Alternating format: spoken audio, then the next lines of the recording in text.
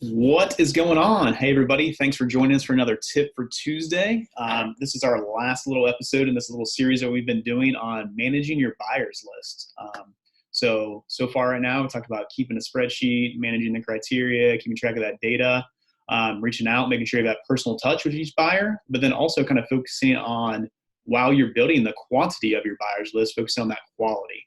The last thing we want to talk about today a little bit is when you are focusing on that quality and you find that really good buyer, want to make sure that you are basically maintaining and like really developing that relationship with them, making them feel special, but not really putting all your eggs in one basket and just solely relying on that buyer. So, just kind of get into this a little bit. We want to make sure that you have that quality buyer that is buying multiple properties from you.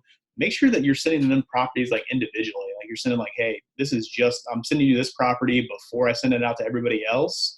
So they're not just getting your property just when it comes out on a mass email and things too. But then when that buyer basically is buying a lot of properties from you, maybe they start buying, 5, 6 properties a month possibly, which is a really good scenario.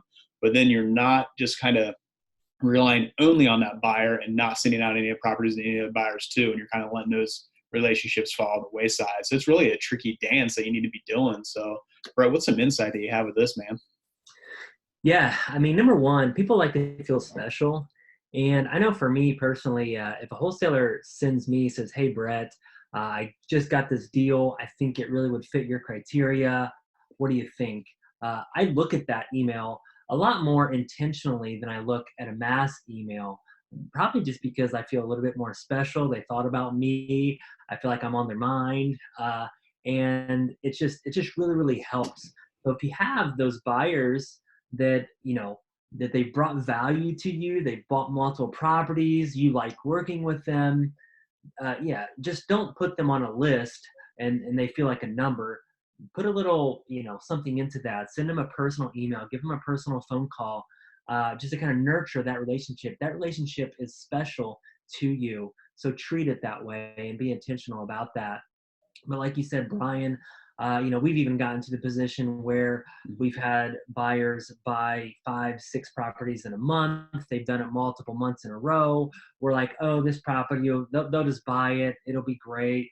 And we stop nurturing the relationships. And it really hurt us because if something happens in their life and they can't buy any more properties, then our business is kind of in their hands, right? And we've had to start from scratch before and start building it again. So don't get in that position.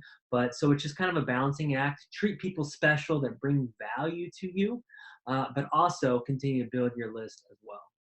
Right. I'd say just one of the other things too, I'd like to put into that too, is we're talking about, sending out that special email to, let's say I have a property, I'm going to sell it to Brett Snodgrass. I want to, I send it over to him. I think it'd be great for him. And you say, hey, I wanted to send this out before I send out to everybody else. I think it'd be a great property for you. We've had a situation too, where we reached out to people and been like, oh yeah, man, I want it, I'll take it at list price, or, I'm pretty close to your price. We can probably work on it. And they're like, oh, it's already sold. Like, wait a second. I thought you said I was special. I thought you said you were sending to before anybody else and stuff. So you would be careful of that. Be transparent. Be honest. If you're sending like, hey, I'm going to send this to a couple of, I'm sending it out to a couple of my a couple of my buyers before I send it out to the masses. Be honest with that stuff and things, which, your business should be built around transparency, and it goes that way with managing your buyers list as well. So kind of like when you're dating multiple women, Brian, and you send out that mass text, all 4 of them, and they all. I don't know anything about that, man. So, awesome. So yeah, thanks a lot, and we'll see you back next week for a new series in the Tip for Tuesday.